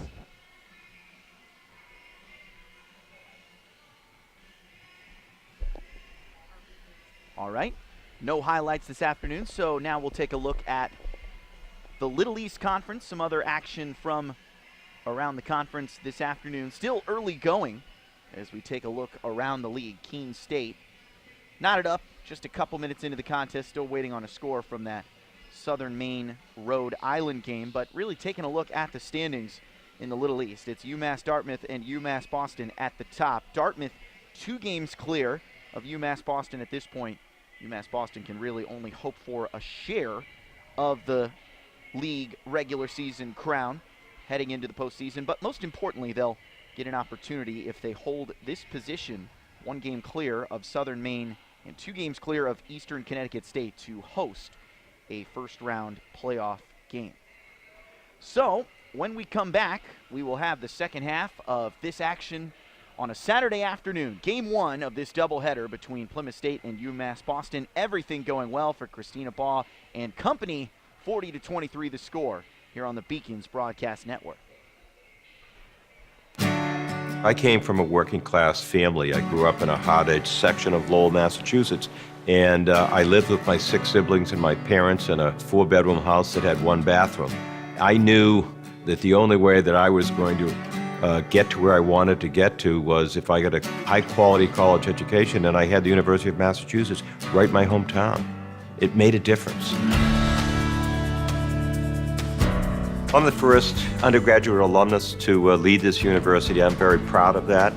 I think with that comes a special responsibility as a steward, as a protector. Every student that I see that walks through the door I mean, I see myself, I was exactly where they are now. I had their same challenges, their same aspirations, their same dreams. And it makes me want to fight for them. It makes me want to make sure that they get every opportunity that I got. I was literally able to transform my life because of the University of Massachusetts, and I want that for every single student that walks through the door. What a run to close out the first half for UMass Boston. 40-23 the lead here over Plymouth State as the third quarter is set to begin. Inside the Clark Athletics Center, I'm Kevin Gale, joined by Gigi Braga. It's a pleasure to have you here on the Beacons Broadcast Network. A busy day here on campus with the men's basketball game coming up next, and also an afternoon men's hockey matchup against Southern Maine on the docket. Yeah. So looking ahead to the second half, Gigi, what does UMass Boston need to do to maintain this 17-point lead? They need to keep up the high-octane offense. They need to start pushing. They got a 17-point lead here coming into this second half, and if you let Plymouth State come anywhere within, 10 points of that, they have a shot of coming up with that upset. So they need to keep that offense going. I'm sure Coach Baugh is going to harp at that at the first time out. Head coach was disappointed with some of the lack of energy from her team in the opening minutes, something Gigi touched on during our pregame coverage. As is so typical on a Saturday afternoon, some teams come out flat-footed, but Beacons really responded up to the task and bullied their way through the lane to open up some of those wide-open three-point looks. There's a double dribble called on Plymouth State. And Gigi, I think that's one of the key contributing factors. Plymouth State had to really pack in defensively underneath the hoop to try to turn away some of these outstanding forwards. Shania Osborne top of that list, and then all of a sudden that opened up three-point looks for the likes of Megan Dixon. And that's great work there by the Beacons offense and head coaching abilities that, like I said before, you get the bodies in the paint, you get those points in the paint, all of a sudden your defense collapses, and all you got to do is just dish it out, trust your shooters that they're going to hit their shots. Brave pass inside to Gianna Williams. Ends up in the hands of Kelsey. Nice crossover dribble and the court vision down low. The bunny was missed. Katie Matthew, but follow is up and good, plus the foul. Yeah, I believe that was Gianna Williams, Katie Matthew there with the miss of the layup. And a great pass by Raven Kelsey, but Gianna Williams there to just pick up all the scrap and get her 2 points and try to make it a three-point play. All three for the freshman from Cromwell, Connecticut. Came off the bench with 10 rebounds against UMass Dartmouth, and most notably, Gigi, that was against Nakira Exeman, who might be one of the best bigs at the Division III level. Absolutely. Nakira Exeman, she dominates the LEC, and every team, every player knows it too. That ball bounced off the foot of Brittany Roach, who ended up on her backside. Shot clock down to 6, dribbling right. Jess Connon, she is denied. Once again, that is prime real estate inside, and UMass Boston owns it. Down low it goes. Inside out. Tall shepherds that one across the sideline. It's the time of year when wins become so critical. Christina Baugh talking earlier this week about how teams have to win in February and March to really separate themselves from the pack, and Joey Grassi works her way out of the pack there to lay it in off the glass. And something the Beacons offense has been doing so well is their ball movement. And this is what the Panthers kind of lack a little bit, is that they can't seem to find those open looks, and they're not moving around enough to get those open opportunities, and the Beacons just seem to execute that so perfectly. Foul drawn there in the lane, so a couple shots upcoming for Jess Connon. Connon 2 of 8 from the floor in the first half. Struggled to find her rhythm. In fact, Panthers now shooting just 27% as a club this afternoon, and it's a large credit to this Beacons team. It's going to go big here again. Shania Osborne back into the mix.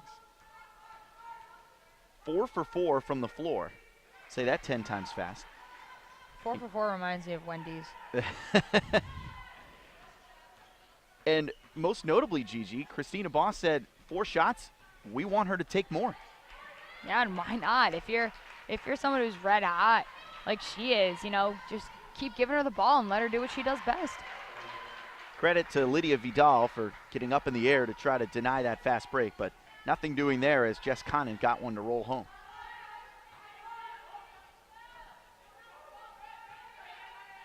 Conant, one of the best scorers in this conference, slowed today, and now the Beacons will shoot a pair. And that's just Joey Grassi over there using, she's not only is she tall, but she's so long as well, and she's one of those players that she takes like 2 steps from the foul line, she's already at the basket, and if you're a player trying to defend her, you gotta foul her, honestly. It's either that or you give her the 2 points. Talking about her movement and her footwork. I don't think that Christina Baugh expected her to move this well laterally as a player early in her career. She's been really good on the defensive end. Staying out of foul trouble and shutting down some options, and the sky could be the limit for this freshman from Plymouth, Massachusetts. The squad from Plymouth, New Hampshire, trailing by 20 now. Largest deficit of the game. Wing 3, that's good. Quick trigger for Brittany Roach. She might be. I'm pretty sure she's the only one that has the two three-pointing shots that Plymouth State has taken in this entire game, and they're not a team that's known for their three-pointers. So honestly, if you're the Beacons and she gets that ball out there on the wing, you let her take it, because odds are she's probably not going to make it, and they're not going to look for that shot. Roach is 2 for 5 from the long line. The rest of her team 0 for 4. Coming off a double-digit performance last time out, and another shot swatted away. Raven Kelsey just glided through the paint and smacked that into the NCAA Division III logo behind the bucket. Yeah, and a Boston native of Raven Kelsey. She's letting you know whose house this is.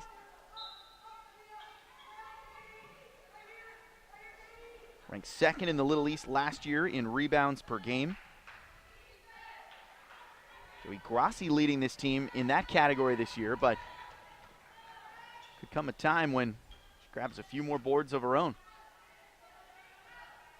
Grassi has it, holding up high in the corner. Down low to Osborne. She got fouled in the act. Or did she? They're going to call her on the travel. And that's the right call. Never really established possession of that basketball, and we're going to get a line change here. 5 new players into the game for UMass Boston.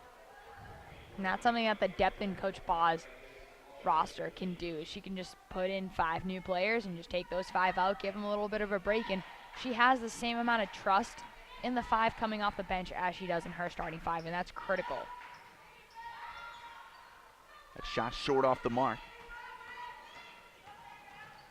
Jackson trying to run the fast break. Settles things down at the top. Take a look at some of the other options she has on the floor. Megan Dixon back into the mix. Co-leader with 9 points in the first half. Strong rebound by Quinones. And she got fouled on the way down.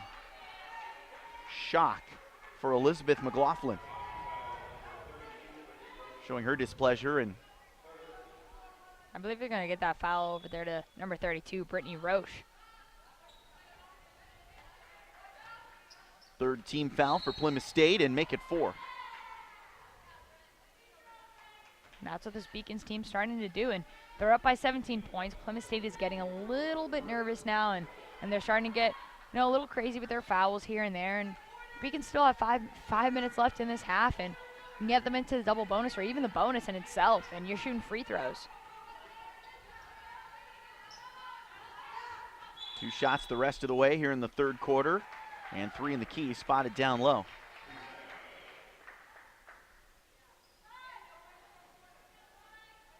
Kaylee Gautier, the guilty party. Gautier from Newark, Delaware. Spelled like Newark, but pronounced Newark.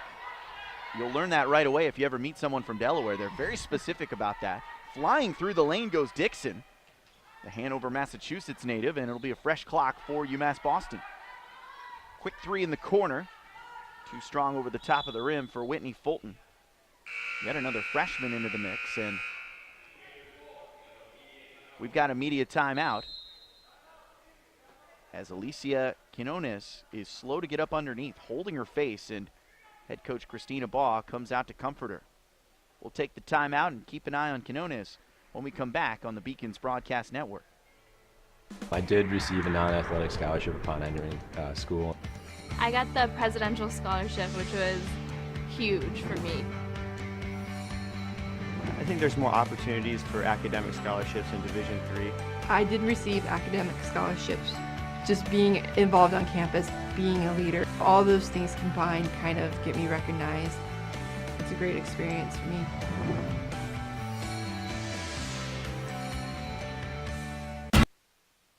I'm the first undergraduate alumnus to lead this university. I'm very proud of that.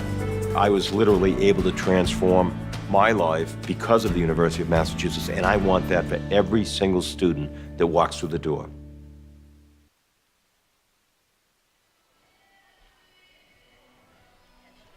Lisa Quinones back to the UMass Boston bench under her own power. You think maybe she took an elbow or an arm to the face. No worse for the wear. Looks like UMass Boston is going to sit her down to get a little rest. With a healthy lead here, 47-30. 4 minutes, 51 seconds remaining here in the third quarter. Turning into a Beacons runaway, but they've got to be careful here. Fast break, hoop and harm. No easy buckets in this game, but Brittany Roach has a chance for a three-point play after getting banged down to the floor. And that's a momentum shift there for the Panthers, and something that they want to see is you get that opportunity to get a foul, not only just a foul on the Beacons, but you get the basket to go in as well, and now you get a shot to make it into a three-point play, and little by little you start inching yourself back into this game. And still got 4 minutes left in this quarter and 10 in the next quarter as well. So not to say Plymouth State is not out of the game yet. One of the better free throw shooting teams, if not the best, in this Little East Conference, so they have a chance to chip away. All of a sudden, it is a 14-point deficit.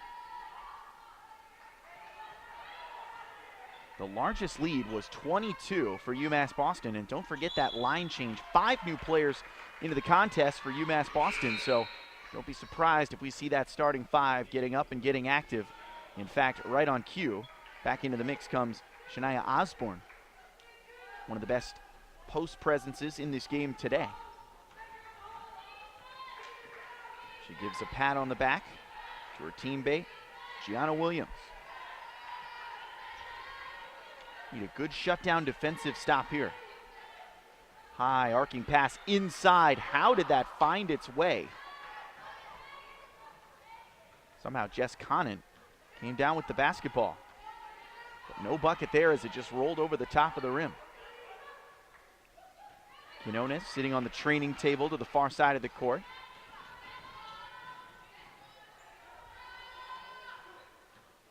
Quick shot fake and then a scoop. Short off the glass and the side rim. UMass Boston really forcing Plymouth State into some ugly shots. Suffocating defense, forcing the Panthers to quick trigger and shoot over the top of that stifling defense. Yeah, and as a player, you just, when you got a defense that's red hot like the Beacons is right now, you get a little flustered when you're on offense, and you know your vision gets a little bit small. You start having tunnel vision, and then you just start rushing all of your plays. Instead of using all the 30 seconds you have on the shot clock, you're only using 5 or 10. Conant faked baseline, but nobody went with her. Gianna Williams stepped right in her path. Still a 14-point lead for UMass Boston, but a couple empty trips offensively. Hard contact down low, and they're going to call a block outside the paint. 2-shot foul, 15 foul. 2-shot bonus the rest of the way for the final 3:01 here in the third quarter. And this right here is where the Beacons can start pulling away even more than they already have in this quarter, let alone this game, is with the foul shots. And still have 3 minutes left, and if they keep drawing these fouls on the Panther team, they're going to live on that charity stripe for the rest of this half. Katie Matthew, Lydia Vital back into the mix. They'll play with Raven Kelsey and Shania Osborne. 2 shots good for Megan Dixon.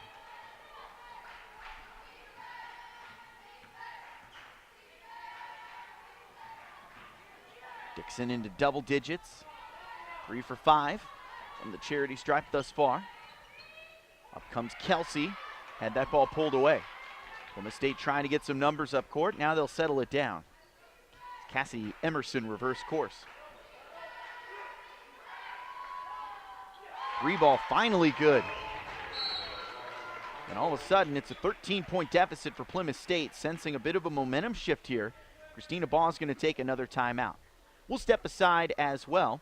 I'm Kevin Gale with Gigi Braga. Stay with us here on the Beacons Broadcast Network.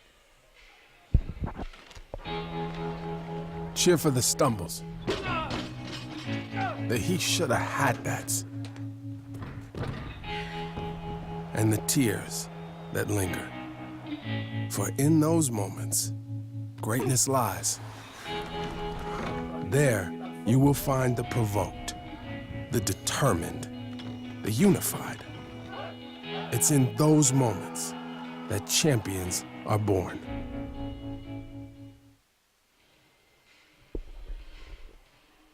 Interesting couple minutes here in this basketball game. 2:31 to go in the third quarter.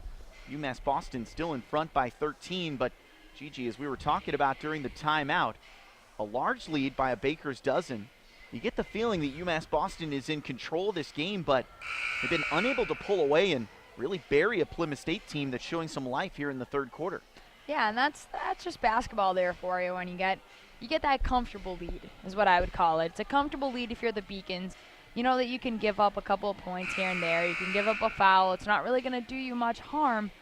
But if that starts becoming a consistent thing, then that allows the Panthers to kind of get back into this game a little bit. But if you're the Beacons, you just want to, pedal to the metal at this point. You got 2 minutes left in this quarter. You got 12 minutes left in the entire game.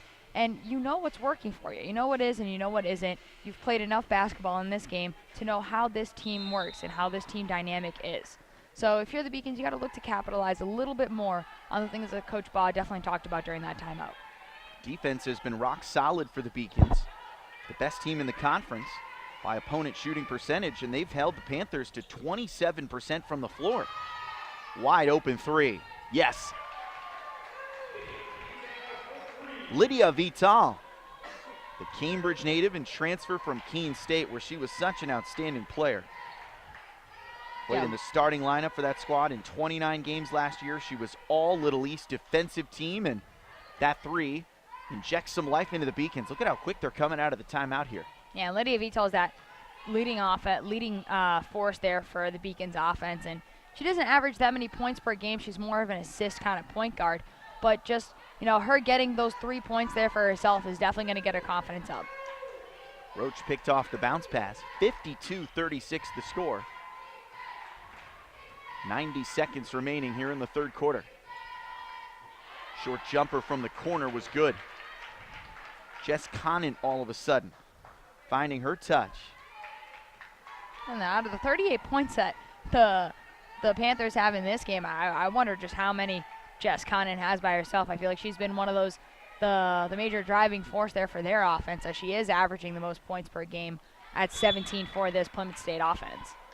Conant has 10 points this afternoon, 3 of 10 from the floor. She's also grabbed 5 boards, so she's creeping toward that double-double. 14-point lead for the Beacons. Trying to settle some things offensively. Kelsey thought about the drive, doubled in the corner. Quick fake, wing 3, back iron, high miss. Plymouth State secures it. And now they can go 2 for 1 if they hurry. Looks like they'll decide to pull it out instead. Deborah Morrill. Quick bounce pass down low. That one rattles in. And that's just a breakdown there on the Beacons defense. And Plymouth State doing a really good job of executing that play and starting to get a little bit more spark in their offense, but it might just be a little too late in this game. 5-second differential between shot clock and game clock. Plymouth State might get another touch. The lead is down to 12. If they could find a way to get it to single digits, that would really put some fear in the Beacons' eyes, but not so fast. 3 ball was good for Vital. Plymouth State trying to race back. And there's a critical turnover. Beacons can hold for the last shot here. Dixon, drive, she's fouled.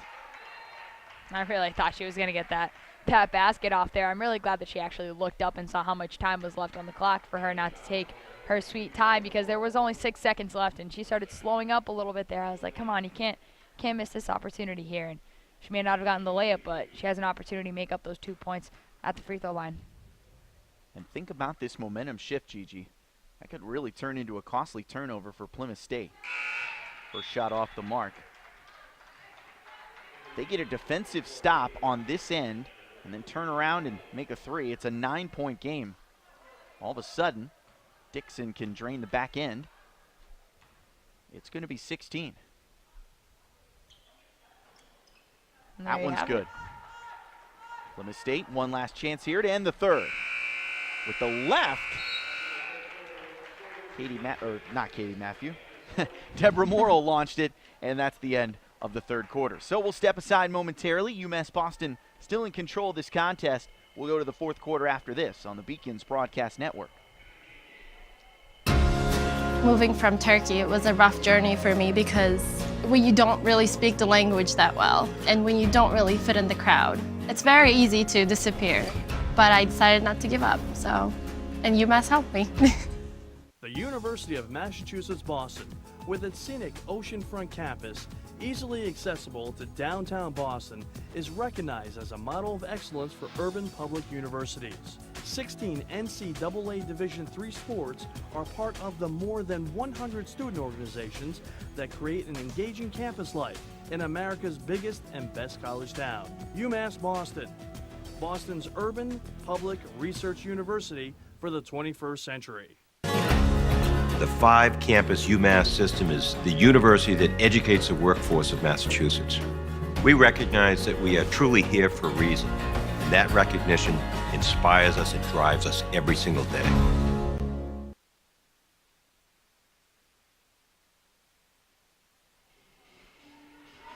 What a game for our UMass Boston player to watch. Megan Dixon leading the Beacons with 12 points and 6 rebounds through the first 3 quarters.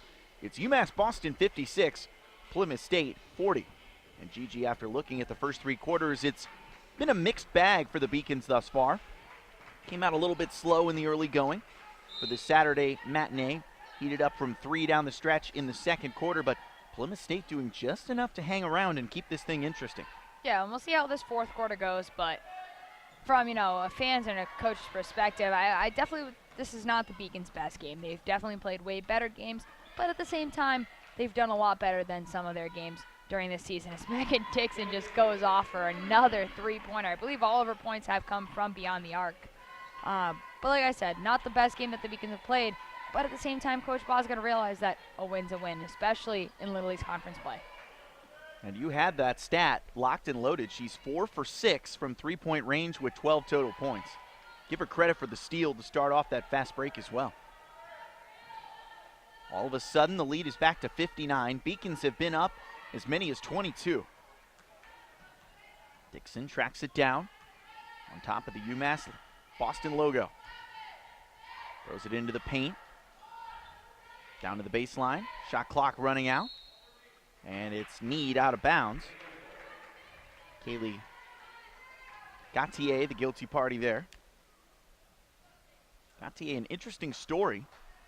Delaware native, played 5 years of high school basketball for the varsity team. She actually started for St. Elizabeth as an 8th grader. Helped lead that team to a Delaware State championship. Fast break. Look at the trailer. Megan Dixon missed off the box. She was surprised how open she was. Flying to the hoop. I really don't think she was expecting that pass there from Lydia Vital, but just great vision by the senior point guard. 59-40 the score. It's a 19-point lead for UMass Boston. A little more than 8.5 to go here in the fourth quarter. Well-rounded effort for UMass. 3-point shots falling. Grabbing a whole lot of rebounds, and that's no surprise for one of the biggest, strongest teams in the Little East. Down low they go. Scoop shot from underneath, no good. Gautier denied. Fast break coming back the other way. Plymouth State up ahead. Cassidy Emerson denied, trying to drive right. Going to the floor, trying to draw a jump ball there, but instead a foul is called on Gautier. And the Beacons, something that surprisingly enough is that they haven't given up as many fouls as they usually do. They're usually averaging at least, I want to say like 5 fouls per quarter, but they've limited it. Plymouth State has not yet been in the bonus at all in any quarters of this game. So kudos to the Beacons. And that's not for lack of physicality, Gigi, as they force another turnover here. No easy buckets in the Big East used to be the saying. Well, that's the same story here in the Little East. One of the things that's going to bother Christina Baugh, though, is how many turnovers there have been. Beacons have been a little sloppy with the basketball, although they forced more turnovers from Plymouth State, and that's really been the difference thus far. Long to low percentage, and it was blocked as well. And Plymouth State just really getting no clean looks at the basket after nearly closing that deficit to single digits late in the third. Yeah, and you talk about turnovers there, Kevin. And although, like you said, although the Beacons have been turning the ball over, they're lucky that Plymouth State has not done a great job of converting into points from all those turnovers that the Beacons have had. The onslaught continues here, 61-40. All of a sudden, Beacons can make it their largest lead of the game. 3 ball, that's short. Great follow on the missed shot. Cued around by Deborah Morrill, and so stay with Plymouth State on this end. So a UMass Boston team coming off its first home loss of the season in conference play, a 68-53 defeat at the hands of first place UMass Dartmouth. Could turn out to be really costly in the Little East regular season championship race. But here, a great bounce back effort. Trying to close strong, though, against a Plymouth State team that's shown some spurts, but really it's just Jess Conant doing most of the heavy lifting. Yeah, and when you're playing a Beacons team like you are right now, and it's very hard for an offense to try to generate points when only one of your players is really scoring. Down low it goes. Really thrown over the shoulder by Ricard. He was able to settle and lay it in for 2. 61-42 the score. Ball going deeper into her bench now. 2-woman game, give and go down low. Back up again, and Osborne rolls it in. And she had 2 players on her there, Kevin, one on each side. Somehow she still managed to get her own rebound and go up with it and get that shot to go down. Osborne is a perfect 5 for 5 from the floor. Quick answer on the other end by Conant. Hard to keep her down for long.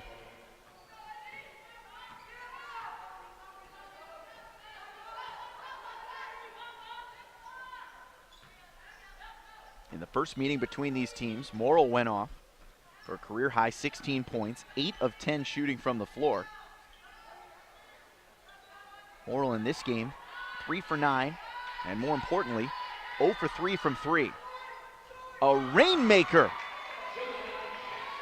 Jackson nearly threw it up into the rafters. Yeah, that ball stayed up there in the air for a really long time. Starting to wonder when it was going to come down, but gravity never failing on us. Jackson, the freshman from Brockton, Massachusetts. She'd tell you, hey, I have to shoot him like that. I'm only 5'3". It's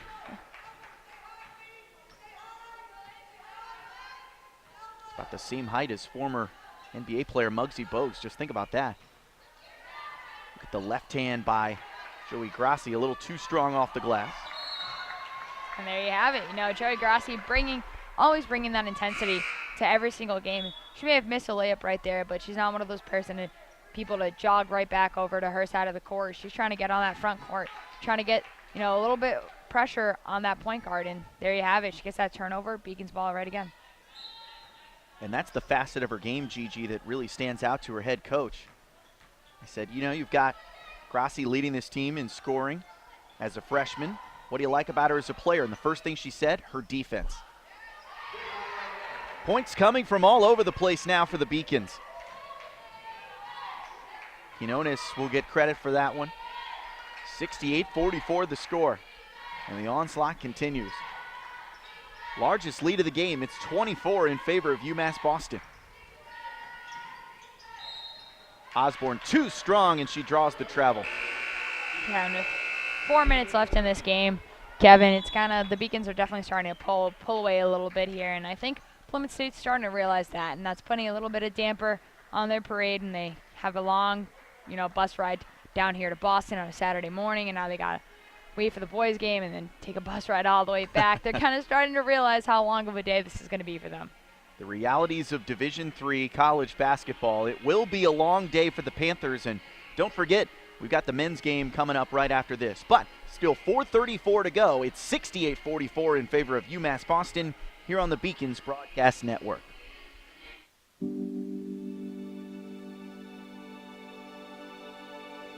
What separates UMass Boston from other schools is the fact that a large percentage of students commute.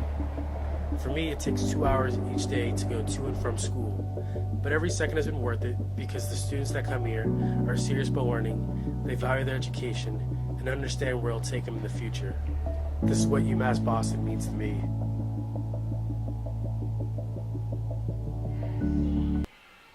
Largest lead of the game for the Beacons, 68-44 over Plymouth State, and they're pulling away down the stretch.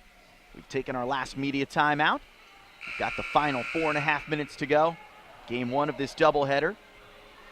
The men's team already beginning its warm-ups just behind the scores table on the opposite end of the floor. And now we'll see how deep the Beacons want to go with this one. A whole lot of players have scored in this contest today, showing their depth, showing their talent, and showing us why they're one of the best teams in the Little East Conference. And of course, with the postseason coming up, we'll keep an eye on scores around the conference in the Little East. It's been a bit of a down year near the middle and bottom of the pack as the hoop and harm is tallied on the drive there. Maya Doherty, senior from Hyde Park, Massachusetts, gets credit for that one. Yeah, and Coach Baugh going even deeper into her bench here and bringing Maya Doherty into this game, and she comes off red hot right off the bench, and she gets her point. Now she gets free throw line trying to get herself some 3 points. You said it, we haven't seen much of her this year. She had 7 points entering this game. So you just witnessed 30% of her scoring this year. She tried to draw the charge inside. She may have been inside the restricted area. No call on the contact. Officials wisely saying, you know what? With a 71-44 score, we're just going to kind of let this one go. Yeah, and there's nothing worse than on a basketball game where it's such a blowout and you get the refs calling those cheap little fouls here and there, and hand checks at the top of the lane. Yeah. Exactly, and you get 3 minutes left on the clock, and that stretches out into 15 minutes worth of basketball, and you're like, come on. Tajay Mazik sent it in, 73-44, and boy, these freshmen just come at you wave after wave. One of the funniest things I heard from Christina Baugh this week, Gigi, was when she said, look, it took me 2 years to figure out how to recruit here in Division III, as that one's thrown in by Mazik again. Really starting to heat up.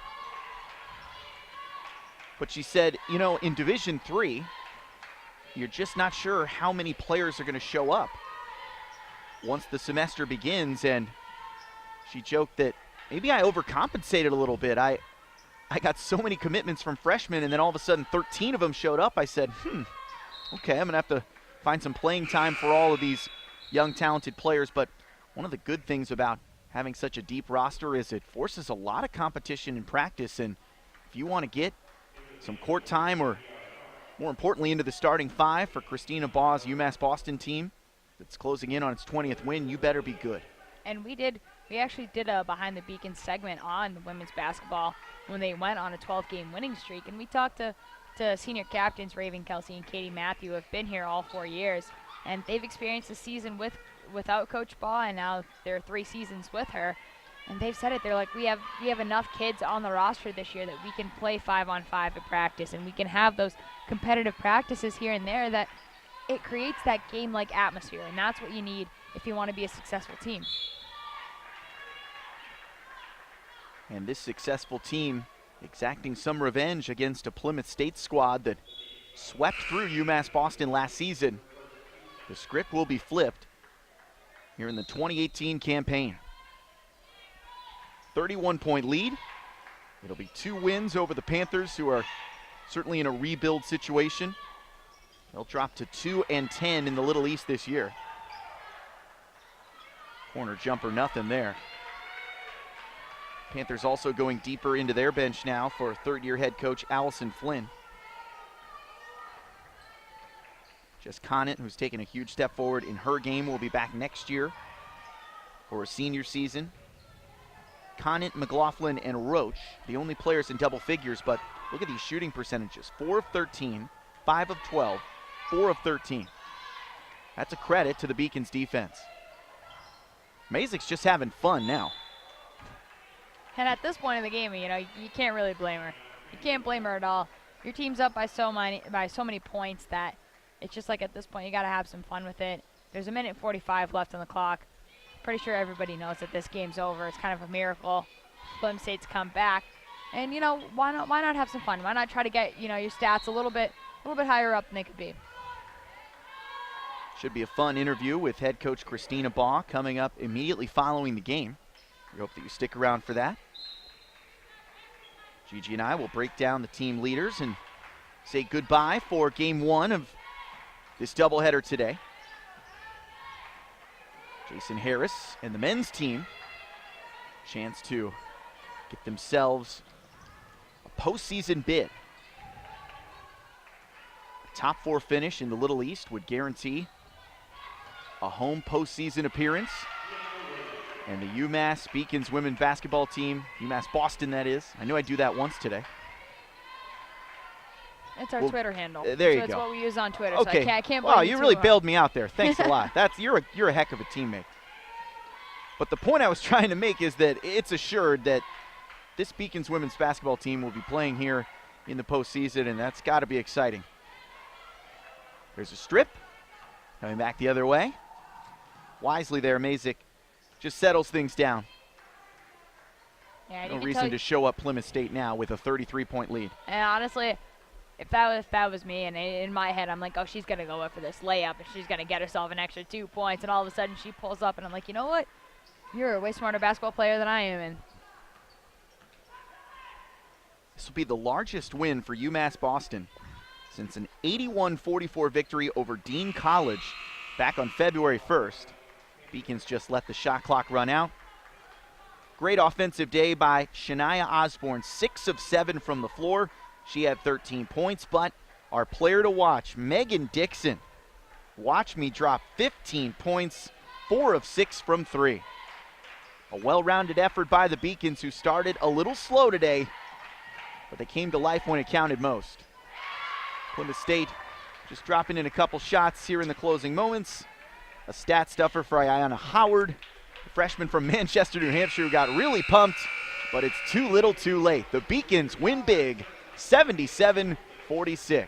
Let's step aside momentarily. When we come back, I'll be courtside with Christina Baugh here on the Beacons Broadcast Network.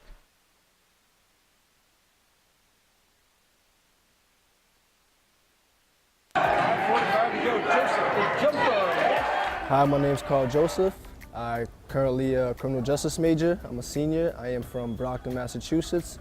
In basketball, I play small forward / power forward, and in track, I'm a high jumper.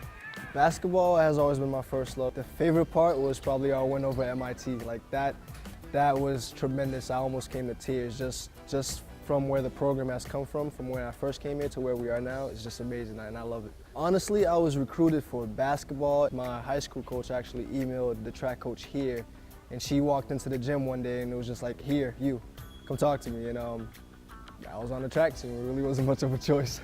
It was a great honor my freshman year, just being able to become an All-American, finishing 4th in my first ever national championship meet. It was quite the time of my life. My junior year, we received our LEC championship rings from our sophomore year. And coming in into my freshman year at UMass, I was able to witness the volleyball team win their championship and the soccer team, and the only thing that I really wanted was a ring of my own. Here's Joseph knifing through. Funny thing is, I actually work here as well. I am one of the Zamboni drivers to our men's and women's hockey teams, and that's what I do for part-time. Being a student here at campus, I can honestly tell you, is quite different from anywhere else you could possibly go. Just the student body here is amazing. I mean, the teachers are amazing. All the teachers that I've had never hesitated to help me out in any way that they could have, from extra help to me going into their offices just to talk about what's going on in the classes and to keep me on track. What I want to do when I graduate, I want to go into the police force for a little bit and ultimately end up either working for the Department of Homeland Security or the Department of ICE. It's definitely possible to be a two-sport athlete here at UMass Boston. It's just going to take a little bit of hard work. 2-2 pitch swung on and missed. Kyle Strowski from Agawam, Massachusetts. I'm a senior here at UMass Boston. I'm a marketing major. Probably have to say my favorite moment was my no-hitter my freshman year. Being a freshman, especially just making a statement right away. Seeing the reactions on the seniors' faces. It was something that was a lot of fun to be a part of. If you want to play and you want to compete for championship every year, definitely UMass Boston is a good place to come look at. And now this one's launched right center field. That's going to win the game for the Beacons. It is down. LEC is probably best division in college D3 baseball in the country. Play against the top competition every year. I think we have a top 10 schedule in the country this year. So we're young, but we also mix in with a good group of junior college transfers.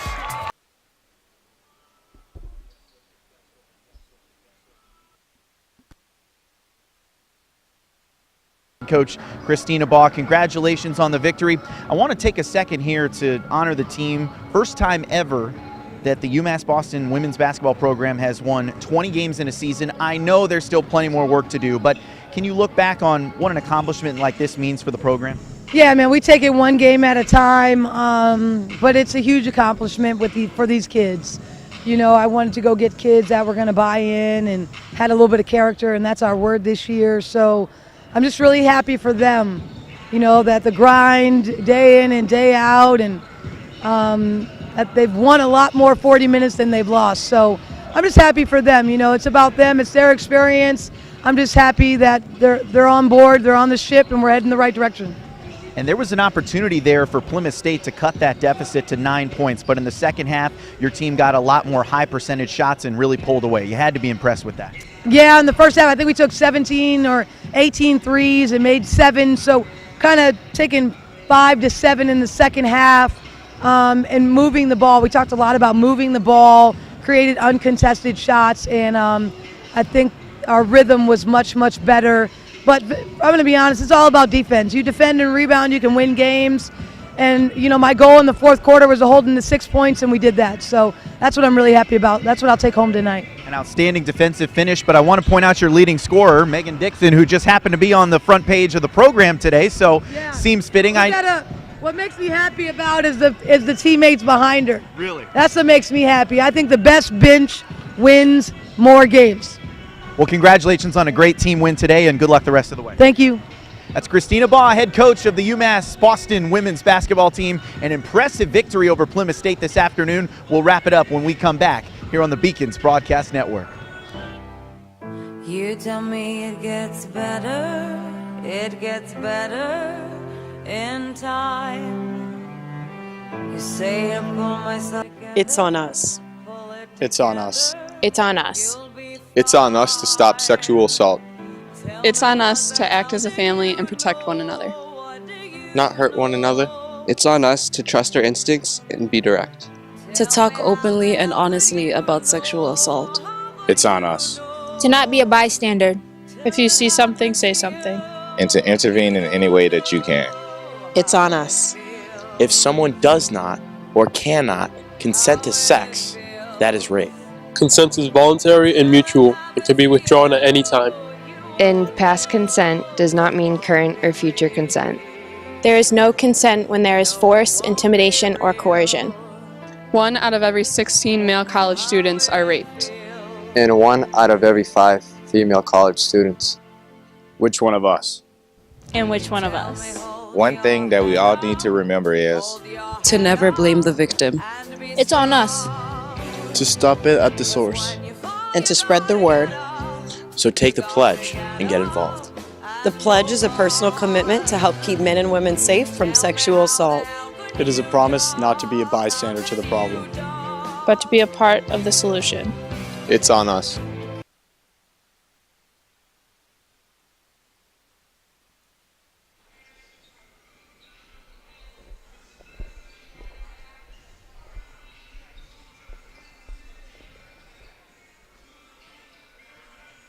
And we welcome you back to the Beacons Broadcast Network. An impressive, resounding victory by UMass Boston today over Plymouth State, 77-46. I'm Kevin Gale, joined by Gigi Braga. A bit of a slow start today that frustrated head coach Christina Baugh, but the finish was strong, and most notably, that defense was suffocating down the stretch, holding Plymouth State to just 6 points in the fourth quarter. Yeah, and you take a look here. You take a look here at the team statistics, and you see the three-point field goal range for the Beacons is just at 50%. That's unbelievably insane. And Plymouth State only shooting at 18, but no surprise coming into this game. We knew that the Panthers weren't a very good three-point shooting team. But you take a look at the turnovers, and although the Beacons only had one less than the Panthers, I'm sure that Coach Baugh is kind of going to hit on that a little bit in the locker room at the end of the game and kind of talk about we can't be letting up these many turnovers against teams, like UMass, Dartmouth, and Eastern Connecticut State, who will end up converting those turnovers into 2, maybe even 3 points down the stretch. Megan Dixon had an outstanding day. The cover girl on the UMass Boston game program today, to the delight of Christina Baugh, who immediately pointed out her teammates cheering behind her. And those teammates did a lot to free her up for open shots. She was nearly perfect from 3, led the way with 15 points. And I don't think we can say enough about Shania Osborne working down low. 3 blocks, 13 points, and every shot she took was a good one. She went 6 for 7 from the floor. Yeah, and not to mention she had 5 rebounds on top of that. Shania Osborne's one of those players that she can do it all. She can hit that mid-range jumper a little bit. She has the presence in the paint that you look for in a big, and she can block, and that's something that's so big, and she's such a key part of this Beacons defense, and a name that we don't see here in the steals department. We see Quinones had a great game with 3 steals, but Lydia Vital with 6 assists. She is definitely one of those key people in the steals, and she not only leads this Beacons offense, but is such an anchor to their defense as well.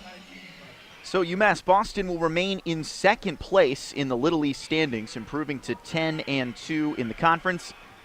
Hard to believe it, just 2 games left in the regular season. They'll travel to the University of Southern Maine on Valentine's Day. That's next week at 5:30 Eastern Time. And then Senior Day right back here at the Clark Athletic Center against Western Connecticut State. That's a 1 o'clock start next Saturday. So, Gigi, looking ahead at these final 2 regular season games, what's the key for UMass Boston to heat things up heading into the Little East tournament and beyond? They just got to start capitalizing. They know how they play. All they got to do now is they got to keep going. Like Coach Baugh says, take it one game at a time. You're going to deal with Southern Maine first. You're going to deal with Western Connecticut later. And then once you get into playoffs, it's a whole new animal. And you kind of got to go back all the way to the basics. It's a clean slate. It's only one game that matters. You got to invest 100% into those games. Another runaway victory for the UMass Boston women's basketball team, 77-46 over Plymouth State today. My thanks to our great production team here at the Beacons Broadcast Network. And for my broadcast partner, Gigi Braga, I'm Kevin Gale saying so long for now. Stick around, though. We'll be back in just a few minutes with Game 2 of today's doubleheader as UMass Boston plays host to Plymouth State in a men's basketball tilt. Until then, so long for now.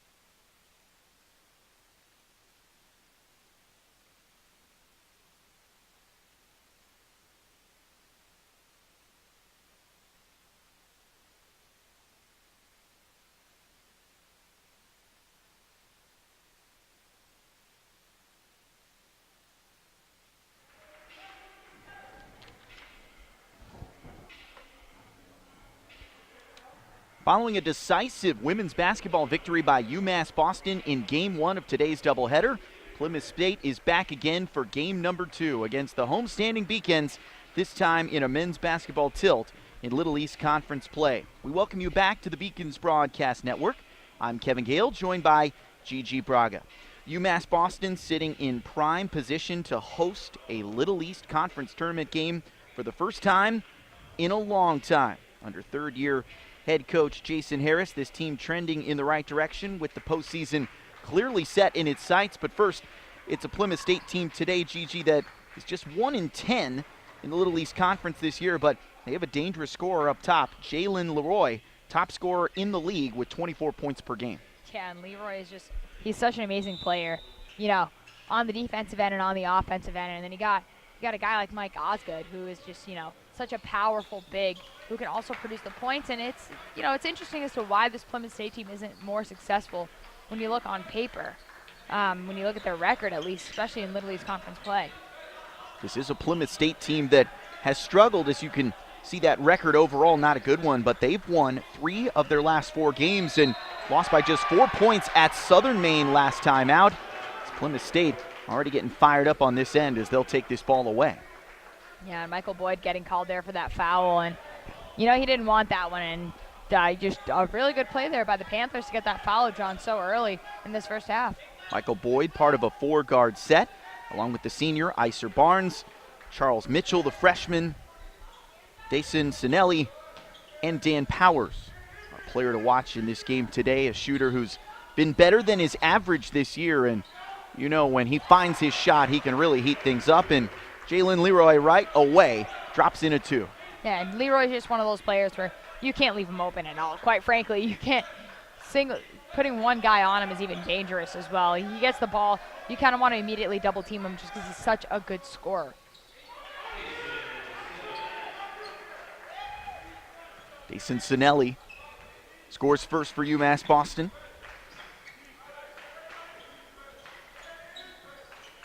Sinelli had 10 rebounds last time out against UMass Dartmouth. An impressive win by the Beacons against a team that beat them up last year. Coast to coast, great feed up the court, and an easy finish for Charles Mitchell. Yeah, Charles Mitchell just one of those players who's just, he runs up and down this court like it's his job, and he's just got so much energy that you're like, hey, where is this coming from? But he's one of those guys on the Beacons offense, and that he's those freshmen, and he's got that grit. You love to see it. Dan Powers freed him up with an assist on the fast break. Now, for a first-time UMass Boston broadcaster like me, it was pretty puzzling when I looked at the roster and saw Charlie Mitchell and Charles Mitchell. So I thought, okay, maybe they're just listed twice accidentally on the website. Corner jumper no good, but the follow too easy. Dason Sinelli, sophomore from right down the street at Boston Collegiate Charter. So I started looking at the 2 Mitchells. They're listed at the same height and weight in some places. And then I looked at their picture, and they look the same. And so I figured, well, that's just got to be the same guy. No. They're twins with the same name, as Charles Mitchell lays it in off the glass right on cue. It's an 8-2 run to open up the game for the Beacons. And no matter the Mitchell, it's a good start for UMass Boston. We'll step aside as I figure out who's who here on the Beacons Broadcast Network. Paris changed my life, and I got there through UMass. Those very specific seminal moments in Paris, the subway. A man in a tuxedo walked in, and a woman in a long gown. And it was stunning. It all hit me. It was like a lightning bolt. There was this world of beauty and style that I wanted to be a part of. That was the beginning of the journey. And that all came through the University of Massachusetts. And that was really a key moment for me. That's one of those moments you never forget.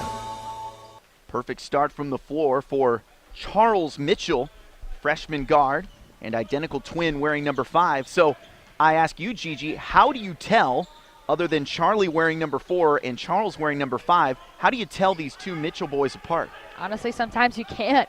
When you look down at them, and at the beginning of the season, the first thing I realized is that Charles wears pink shoes. But halfway through the season, he switched to wearing all white shoes, which is exactly what his brother Charlie wears. And at that point, I was like, you know what? If your number's covered, I really can't tell who's who.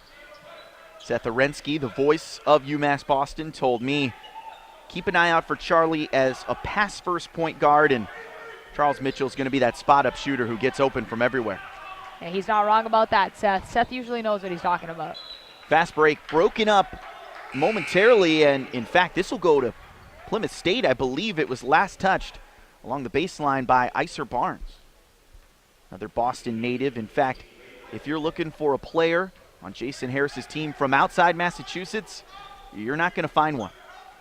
A local product himself, Jason Harris grew up in a military family, a diehard Patriots fan, although his dad disagrees. He was rooting for the Eagles while watching the game with Jason on Sunday, so a little bit of tension there as a 3-ball from the wing is up and good for Dan Powers. Yeah, Dan Powers, he's got a little bit of that funky shot when he shoots his three-pointers, but hey, whatever works, and if it ain't broke, don't fix it.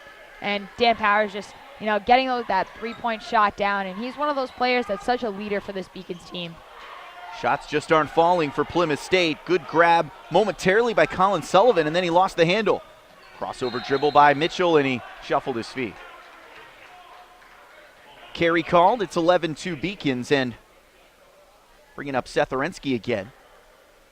Grew up near Philadelphia, a big Eagles fan. When I came to meet with head coach Jason Harris earlier this week in the UMass Boston athletics offices, the Eagles championship parade was on the TV, and Jason Harris, a huge Patriots fan, said, "I don't think I can do this. You're going to either have to turn that TV off or we're going to have to go somewhere else." Yeah, well, I can't really blame him for it. I was pretty upset, and kind of still am a little bit. I'm not going to lie here, Kevin. Still am a little upset about how the Patriots played, and you know what? There's always next year. Tom versus catching. Free ball inside. Falls into the hands of Michael Boyd. Up ahead, Charles Mitchell open again. Those pink sneaks get him to the basket quick. And another turnover, 2-on-1, up top it goes, a little volleyball match at the rim, and unfortunately, Dayson Sinelli couldn't tap it home. Yeah, and I think that might have just been a little too much there on the pass from Charles Mitchell for Dayson Sinelli. That was a good play, though, a two-on-one there for the Beacons. Upset that they couldn't convert it, but they're still up by 11. Charles Mitchell really makes this team go. There's a sloppy pass, off hands inside by Plymouth State. Shot clock down to 6. Stepping away, Mike Osgood, then a rebound inside, nothing there. Beacons take it away again. Look who's out first. Mitchell nearly drained the 3 in transition, and we'll have a foul called on the rebound. Plymouth State clapping it up on the far side. Foul called on Dan Powers. Second team foul for UMass Boston, and we'll step aside for the media timeout. It's been an up and down, back and forth battle here in the early going, but the points show you it's all Beacons thus far. 13-2 the score with 14:52 to go here in the first half on the Beacons Broadcast Network. The University of Massachusetts Boston. It's just minutes from downtown, and the Princeton Review calls it one of the best values in the country. A nationally recognized institution of academic excellence and research, UMass Boston offers more than 150 undergraduate and graduate programs, 16 Division III sports, and more than 100 student organizations. To learn more about the opportunities waiting for you at UMass Boston, visit in person or online. UMass Boston, a research university with a teaching soul. Another hot start for freshman guard Charles Mitchell. 3 for 4 from the floor. He's leading with 6 points.